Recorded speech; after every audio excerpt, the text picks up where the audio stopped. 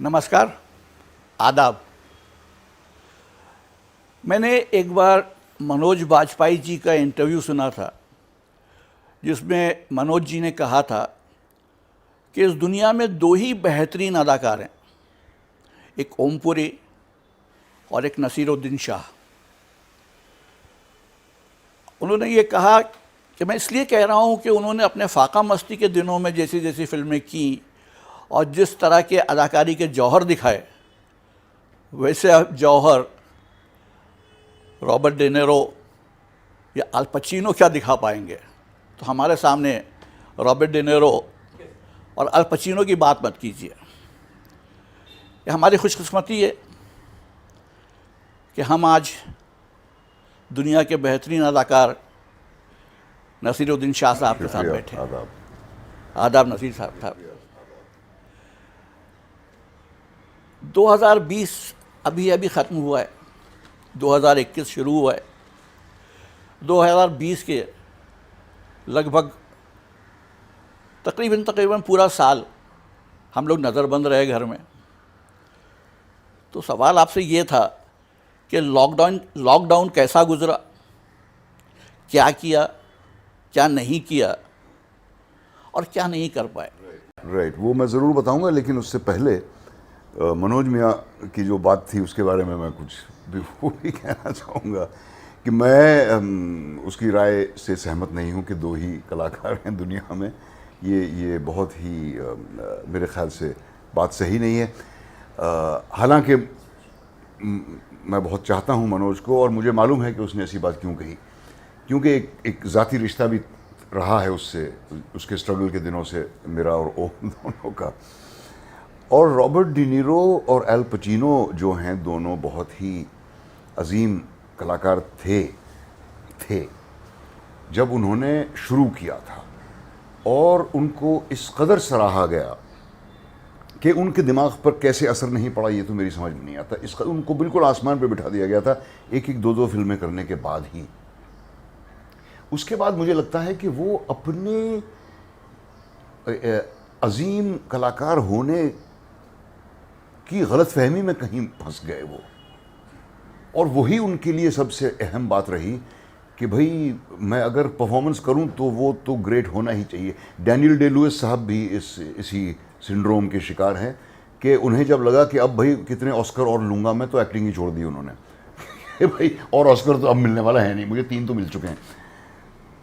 जो एक्टर जिनसे ऊब नहीं होती अब भी देखकर आपको हैरत होगी सुनकर, मेरी राय में हॉलीवुड के Clint Eastwood, Jack Nicholson, Sean Connery जैसे कलाकार हैं जिनको सीरियस एक्टर नहीं माना जाता। वो स्टार्स हैं, लेकिन उन्होंने अपने आप को कभी भी इतना सीरियसली नहीं लिया कि आपको लगे कि हाँ यार ये तो एक्टर तो सर पे बैठ गया आके, जो कि अल पचिनो साहब को देख के अक्सर लगता है कि वो क्या कहते हैं, अंगावर आता है, जैसे मराठी में कहते हैं कि वो आपके ऊपर चढ़ जाता है। तो मनोज का शुक्रिया कि उसने ऐसी बात कही, लेकिन वो मेरे ख्याल से उसको अपना अप्रिसिएशन का दायरा थोड़ा सा बढ़ाना चाहिए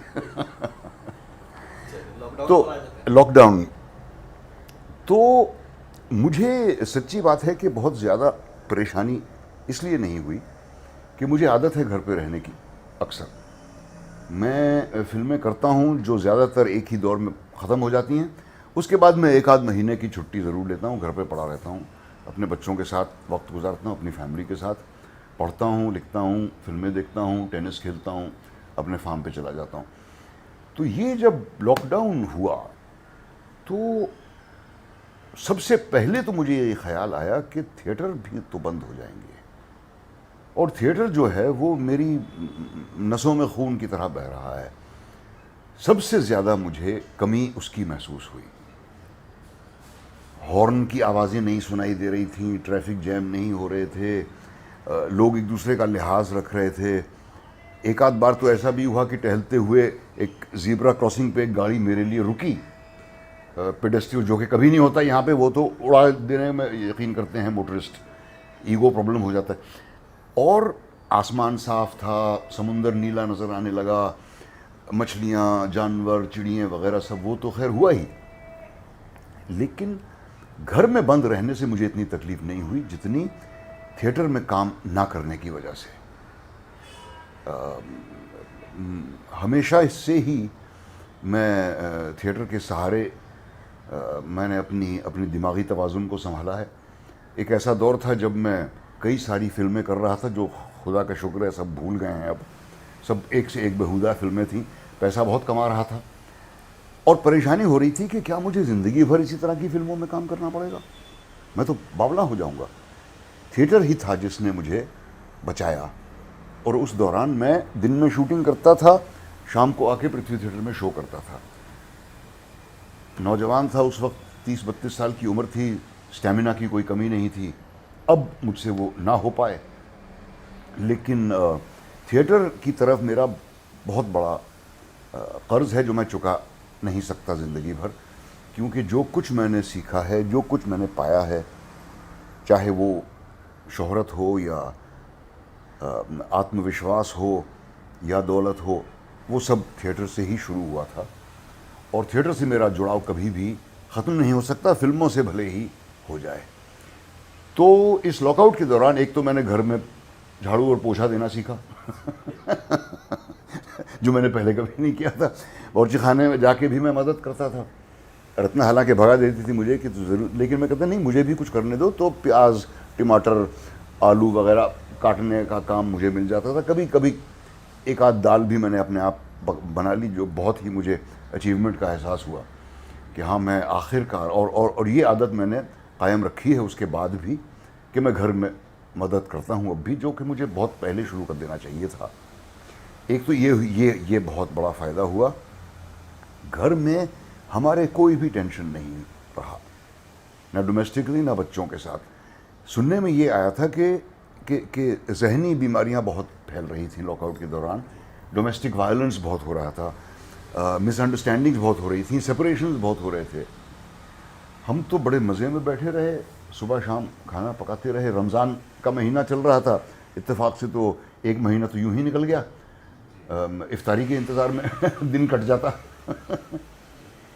जितना मैं सोच रहा था कि इतनी फिल्में देखूंगा वो मैंने नहीं देखी लॉकआउट के दौरान, बल्कि तकरीबन एक हफ्ते तक हमने टीवी ऑन भी नहीं किया, क्योंकि मैं और रत्ना और मेरे बेटा, मैंने कहा कि हम बैठ के शेक्सपियर पढ़ते हैं, और हमने बैठ के शेक्सपियर 3-4 नाटक पढ़े जब तक मेरा बेटा झेल पाया, उसके बाद वो अपने काम में लग गया। लेकिन मैंने शेक्सपियर साहब के सारे नाटक पढ़ डाले इस लॉकडाउन के दौरान, क्योंकि एक दिन मुझे ख्याल आया कि Julius Caesar, merchant of Venice, twelfth night, ये तो हर एक जानता है। लोगों को ये भी मालूम है कि हैमलेट और मैकबेथ क्या हैं, हालांकि वो उनकी कहानी क्या है वो लोग कंफ्यूज हो जाते हैं। और मैंने मेरे ख्याल से 7 या 8 नाटक उनके पढ़े थे, 3-4 में काम किया था, और 2-3 ऐसे थे जिनके बारे में सरसरी तौर पे मालूम था। और मैंने सोचा कि 35 नाटक लिखे हैं इस शख्स ने, और मैंने कुल 12 शायद से मैं वाक़फ़ियत है मेरी, तो मैं बैठ के मैंने पूरे के पूरे पढ़ डाले। बहुत फुलफिलमेंट का एहसास हुआ। सब बहुत अच्छे हैं ये मैं नहीं कह सकता, कुछ उसमें बहुत ही बेहुदा हैं, तो हैरत होती है पढ़ के कि भाई ये कैसे लिख दिया शेक्सपियर साहब ने। लेकिन उनको पढ़ के मेरा ये बिलीफ और भी पुख्ता हो गया कि हिंदी सिनेमा का कोई भी फॉर्मूला ना होता अगर शेक्सपियर ना होता। तो सारे के सारे क्लीशे को उर्दू में क्या कहते हैं मुझे नहीं मालूम, लेकिन सारे क्लीशेज हिंदी सिनेमा के पूरे शेक्सपियर से उधार लिए हुए हैं। ये तो मुझे पहले भी मालूम था, ये पढ़ के मुझे यकीन हो गया। और फैज़ साहब के बारे में एक नाटक की तैयारी शुरू की ऑनलाइन, जूम पे हम लोग रिहर्सल करते थे। फैज़ साहब की जो कैद का जो दौर था, जिसमें उन्हें रावलपिंडी कंस्पिरेसी में अयूब खान जेल में बंद कर दिया था, इस बहाने उनकी कुछ और शायरी भी पढ़ ली, और ये नाटक धीरे धीरे तैयार हो रहा है। देखिए कब पेश कर पाएंगे। और लॉकडाउन खुल जाने के बाद सबसे ज़्यादा खुशी इस बात की थी कि पृथ्वी थिएटर खुला। हालांकि 200 की जगह सिर्फ 100 लोग बैठते हैं, लेकिन उस रंगमंच पे वापस जाके जो खुशी हुई मैं बयान नहीं कर सकता। मुझे याद है कि उस नाटक के मंचन के लिए आपने मुझे भी दावत दी थी जी। मैं आया था और वो खुशी आपके चेहरे पर वहाँ नजर आ रही थी। चलिए, अगला सवाल था कि कोविड-19 से पहले और उसके बाद दुनिया में क्या फर्क महसूस कर रहे हैं? पहले तो ये कि मुझे उम्मीदें क्या थीं वो मैं बता दूं। एक तो अगर आप आज के दौर में ये भी कह दें कि हम हिंदुस्तानी ट्रैफिक लाइट का पालन नहीं करते हैं तो आपको एंटी नेशनल बना दिया जाएगा। अगर ये भी कह दें कि हम हिंदुस्तानी एक दूसरे का लिहाज नहीं करते हैं तो आप गद्दार हो गए। ये भी अगर आप कह दें कि हिंदी फिल्में मुझे पसंद नहीं है तो आप गद्दार हो गए, आपको पाकिस्तान चले जाना चाहिए। तो मुझे उम्मीद थी कि शायद कहीं पर एक भाईचारे जैसी फीलिंग शायद आए, जो कि 26/11 के बाद हुई। अगर आपको याद हो, उन कमबख्तों ने जिन्होंने हमला किया, बहुत से लोगों को मारा, खुद भी मरे, उस पर तो अफसोस है ही, लेकिन उस वक्त किसी को मजहबी फ़र्क नहीं का ख्याल भी नहीं आया। कितने मुसलमान भी मरे, उन मुसलमान कमबख्तों ने मारा, मुसलमानों को ही, हिंदुओं को भी, ईसाइयों को भी, सिखों को भी, सबको मारा, बेरहमी से मारा, बिना डिस्टिंक्शन किए। और मुझे लगा कि इन लोगों ने शायद ये एक फेवर कर दिया है हम पर कि हम सब मिल के इस खबीस बिहेवियर से इसका हम सामना कर पाएंगे। मुझे ऐसा लगा था कि ऐसा होगा। अफसोस कि ऐसा अगले सालों में हुआ नहीं, बल्कि डिविजन्स और भी बढ़ गए। कोविड के दौरान मुझे और जब जो 4 घंटे का नोटिस देकर लॉकडाउन अनाउंस किया गया, नहीं मालूम कि वो जायज़ था या नहीं, उस पर मुख्तलिफ रायें हैं, लेकिन शाहीन बाग की डेमोन्स्ट्रेशन को तितर बितर करने के लिए वो ज़रूर एक बहुत बढ़िया चाल थी, और जो कि हो गया। जी हाँ, कामयाब हो गया।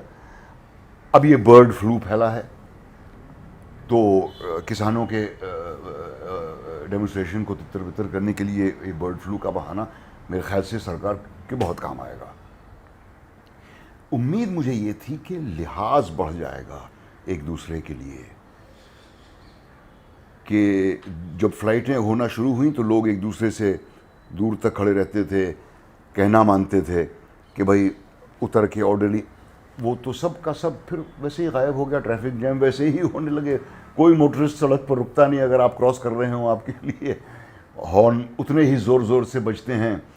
हवाई जहाज़ से लोग उतरने जाएं तो ऐसे भागते हैं उतर के कि जैसे कोई उनको अगली फ़्लाइट कोई पकड़नी होगी। तो ये तो अब सिर्फ दुआ ही कर सकते हैं। दुनिया कितनी बदली है वो तो ऑनलाइन हो गई है सारी दुनिया, और मेरे ख्याल से ये रवैया बन जाएगा अब। शायद दफ्तर जाना इतना लाजिम ना हो जितना पहले था, ऑनलाइन पर ही काम हो जाएगा। ड्रामे भी ऑनलाइन होने लगे हैं, फिल्में तो लोग ऑनलाइन देखते ही रहे हैं। तो कहीं पर ये क्या कहते हैं, एक चैप्टर ऐसा है जिसमें मेरे ख्याल से काफ़ी कुछ बदलेगा। बेहतरी के लिए बदलेगा या बदतरी के लिए बदलेगा ये मैं नहीं कह सकता, लेकिन बदलेगा ज़रूर। इसी से अगला सवाल निकलता है कि दुनिया के अलावा खुद में क्या फर्क पा रहे हैं?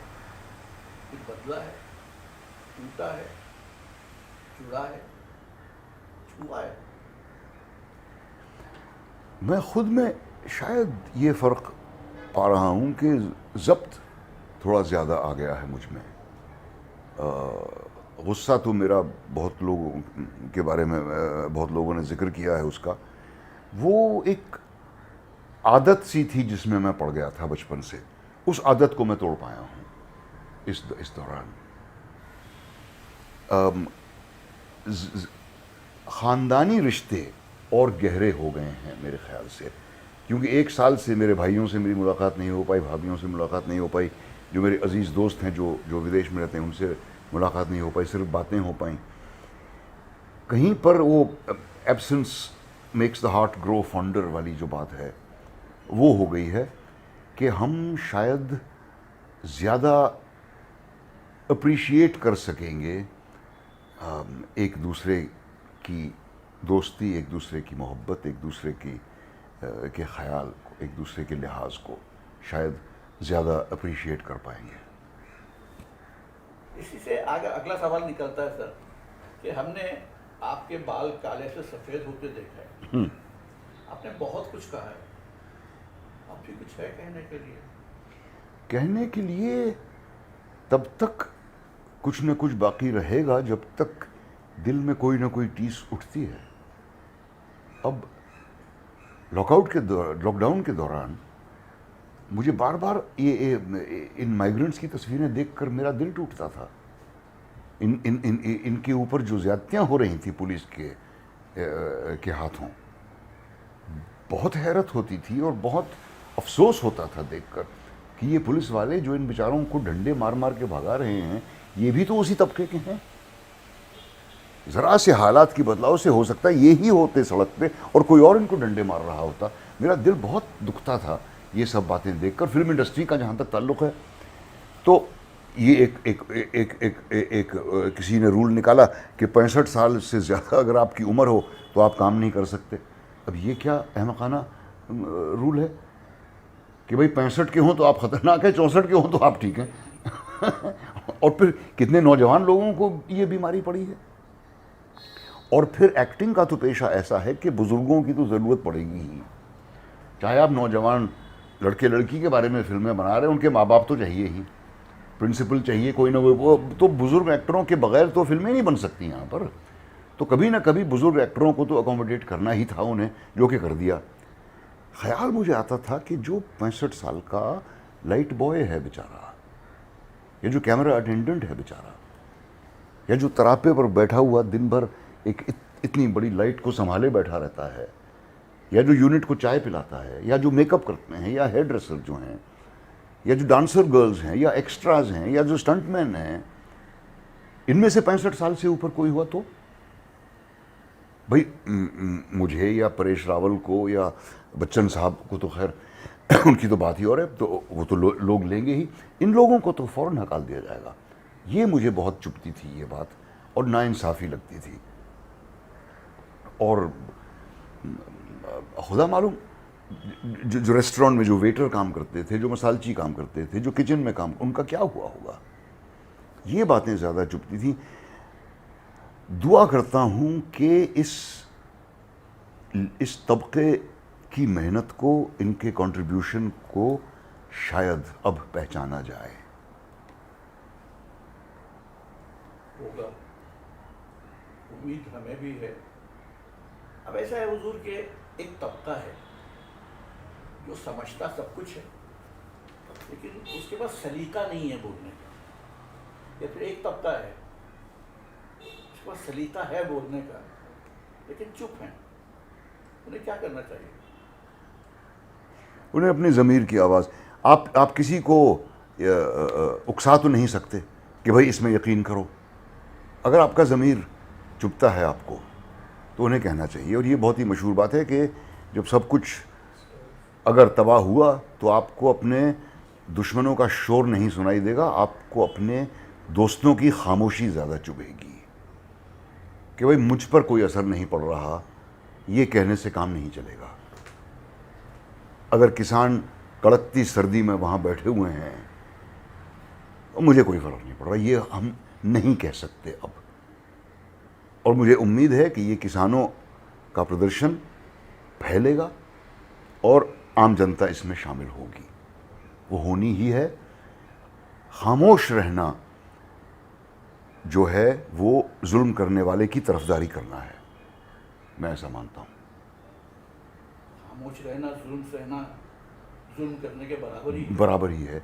और हमारे बड़े बड़े जो धनंदर लोग हैं फिल्म इंडस्ट्री के, वो खामोश बैठे हैं इसलिए कि उन्हें लगता है कि बहुत कुछ खो सकते हैं वो। अरे भाई, जब आपने इतना धन कमा लिया कि आपकी 7 पुश्तें बैठ के उसको खा सकती हैं, तो कितना खोलोगे आप?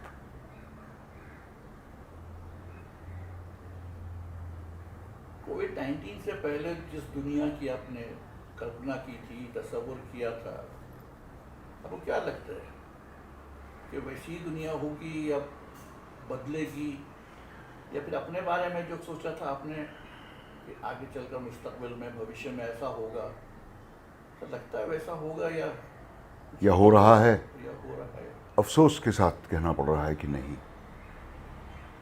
और मुश्किल ये है कि किसी भी तरह के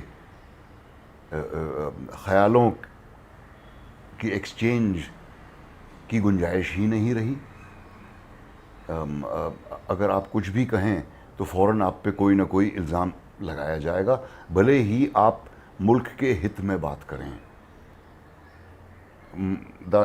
कारवान मोहब्बत के ही प्रोग्राम पर मैंने एक बार अफसोस जाहिर किया था कि भाई एक गौ हत्या को एक पुलिस वाले के खून से ज़्यादा अहमियत दी जा रही है। और जो उधम मचा इस बात पे मुझे यकीन नहीं आया कि ये क्यों उधम मच रहा है। अब मैं किसी की रिलीजियस बिलीफ पर तो चोट नहीं कर रहा था, ना मजाक उड़ा रहा था। मैंने जो लोग गाय को पवित्र समझते हैं, जो उसको पूजते हैं, जो उसे माँ मानते हैं, मैं उनके बारे में मैं कुछ नहीं कह रहा। मैंने सिर्फ ये कहा कि एक इंसान की मौत एक गाय की मौत से कम अहमियत रखती है, और मुझे बेहद गुस्सा है इस बात पे। इस बात को इंटरप्रेट किया गया कि ये साला मुसलमान कह रहा है कि मुझे डर लगता है। हालांकि डर लफ्ज़ मैंने इस्तेमाल भी नहीं किया था, और मैंने बार बार दोहराया है कि मुझे डर नहीं लग रहा है, मुझे गुस्सा आ रहा है। और डर किस बात का? मैं अपने मुल्क में हूँ, मैं अपने घर में हूँ, मेरे ख़ानदान की 5 पुश्तें दफन हैं इस ज़मीन में, 300 साल से मेरा ख़ानदान यहाँ बसा हुआ है। अगर ये भी मुझे हिंदुस्तानी नहीं बनाती तो कौन सी चीज़ मुझे हिंदुस्तानी बना सकती है? और मुझे बहुत गुस्सा है इस बात पे जो इस तरह का जो ये बंटवारा करने की कोशिश हो रही है। ये लव जिहाद का जो ये तमाशा चल रहा है यूपी में। एक तो इन लोगों को जिहाद लफ्ज़ का मतलब ही नहीं मालूम, सबसे पहले तो ये जिन लोगों ने ये इजाद किया है ये जुमला। और दूसरी बात ये कि उन्हें, मैं नहीं मानता कि कोई भी इतना बेवकूफ़ होगा कि उसको वाकई में लगे कि एक दिन मुसलमानों की तादाद हिंदुओं से बढ़ जाएगी इस मुल्क में। अरे भाई, मुसलमानों को किस रफ्तार से बच्चे पैदा करने पड़ेंगे अपनी तादाद हिंदुओं से बढ़ाने के लिए? ये कोई मजाक तो है नहीं। मेरे ख्याल से ये बात बिल्कुल ढकोसला है, इसमें कोई यकीन नहीं करता। ये लव जिहाद का जो तमाशा किया गया है वो सिर्फ हिंदुओं और मुसलमानों के सोशल इंटरेक्शन को बंद करने के लिए, उसको स्टिग्मेटाइज करने के लिए कि आप मतलब शादी की तो बात सोचें ही नहीं। शादी तो बहुत दूर की बात, आपका आपस में मिलना जुलना भी हम रोक देंगे, ये कोशिश ये है। और चूँकि मेरी बीवी हिंदू है, मैं मुसलमान हूँ, ना मैं मजहबी हूँ ना वो, और हमारे बच्चों को हर मज़हब के बारे में बताया गया है। उन्हें ये नहीं बताया गया कि तुम इस मज़हब के हो। और बल्कि हमारे काफ़ी दोस्त हैं जिनमें हिंदू मुसलमान या ईसाई या हिंदू या एक यहूदी और एक गुजराती, इस तरह की जोड़ियाँ हैं। तो हमारे बच्चों को मालूम था कि अच्छा ये, और उसको जब पहली बार पता चला कि भाई ये हमारे दोस्त हैं जो दोनों हिंदू हैं, उनकी सोच के अच्छा, और हिंदू से भी शादी कर लेते हैं। उसका ये कहना था मासूमियत में। अब ये कभी कहीं पर बिलीफ था मेरा कि ये फ़र्क जो हैं ये धीरे धीरे मिट जाएंगे। मुझे यकीन था कि एक हिंदू औरत से शादी करना एक हेल्थी प्रेसिडेंट है। मैं इसे कुफ्र नहीं मानता। मेरी वालदा ने भी मुझसे पूछा जब हमारी शादी होने वाली थी कि क्या तुम रत्ना से ईमान लाओगे? मैंने कहा आप मज़हब बदलने की बात कर रही हैं, मैं नहीं उसका मज़हब बदलूँगा। तो उन्होंने कहा हाँ सही है, मज़हब कैसे बदला जा सकता है?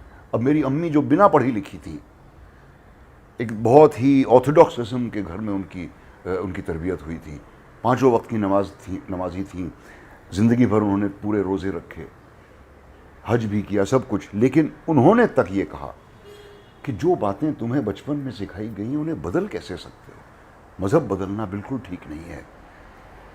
और लव जिहाद का जो तमाशा है वो आप सब देख ही रहे हैं कि कैसे बेगुनाह लोगों को पकड़ा जा रहा है, बड़े परेशान किया जा रहा है, मारा पीटा जा रहा है।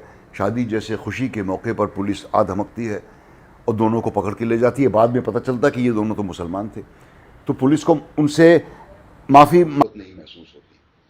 तो ये तो वो दुनिया नहीं थी जिसके मैंने ख्वाब देखे।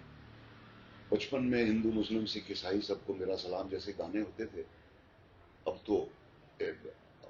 तो आप जाने भी दो यारों में जो महाभारत पर जो तंज था वो भी नहीं कर सकते। हाँ भाई, हल्का सा तंज किसी ने किया था इंदौर में, बेचारा गिरफ्तार है, 9 जी हाँ, दिन से जेल में। जी हाँ। और जो आदमी कहता फिरता है कि गोली मारो सालों को, उसको कुछ नहीं होता। और सुप्रीम कोर्ट को फुर्सत नहीं है ये शिकायत सुनने की। अर्नब गोस्वामी का बेल करने के लिए उनके पास टाइम है, किसानों की बातें सुनने के लिए उनके पास फुर्सत नहीं है, और हेट स्पीच के बारे में बातें सुनने के लिए उनके पास फुर्सत नहीं है। चलिए सर, आखिरी सवाल, जवाब देना चाहें आप तो दे दीजिएगा। 14 दिन बाद, 15 दिन बाद यौम जमहूरिया है, जिसे हिंदी में गणतंत्र दिवस कहते हैं। तो अगर आप एतराज ना हो तो लोकतंत्र पे, जमहूरियत पे कुछ कह दें। एक अंग्रेजी की कहावत है कि democracy is the worst system of government except for all the others. और जो दुनिया की सबसे पुरानी डेमोक्रेसी है, हमारे हमारे बाप अमेरिका वाले, वहां डेमोक्रेसी का क्या हशर हो रहा है वो आप देख ही रहे हैं। मेरे लिए डेमोक्रेसी का डेफिनेशन ये है, सबके बराबर हक तो हो, सबकी बराबर जिम्मेदारी भी होनी चाहिए, और एक सेंस ऑफ रिस्पॉन्सिबिलिटी जब तक हम में पैदा नहीं होगी, हर एक इस मुल्क के बाशिंदे में, कि भाई मैं दूसरे का थोड़ा सा ख्याल रखूं। अगर कोई अपनी गाड़ी मुझसे आगे ले जाता है तो ये मेरी अहम पर चोट नहीं होता, उसको जल्दी है इसीलिए वो जा रहा है। लेकिन आप देखेंगे यहाँ पे प्रॉब्लम हो जाता है, आप इशारा करें कि भाई रुक जाओ, मुझे तो नहीं रुकेंगे। ये सिर्फ अपने अहम की बातें हैं और अपनी जिम्मेदारी ना समझने का नतीजा है। कोई पुलिस वाला ना हो तो लाल लाइट पर भी नहीं रुकेंगे, दंदनाते हुए निकल जाएंगे। जब तक डंडा लेके कोई बैठा ना हो तब तक हम अपना फर्ज पूरा नहीं करेंगे। ये आइडियल बिहेवियर नहीं है एक डेमोक्रेसी का मेरे ख्याल से। हमें बराबर की जिम्मेदारी लेनी चाहिए, बराबर का बोझ उठाना चाहिए, और बराबर का बर्ताव करना चाहिए हर एक से, जो कि कभी नहीं हुआ, कम्युनिज्म तक में नहीं हुआ, जबकि उनका बिलीफ ही ये था कम्यून में रहना वगैरह वगैरह। वहां भी ऊंच नीच के फर्क थे, वहां के भी लीडर महलों में रहते थे और कीमती गाड़ियों में घूमते फिरते थे और बातें करते थे इक्वालिटी की।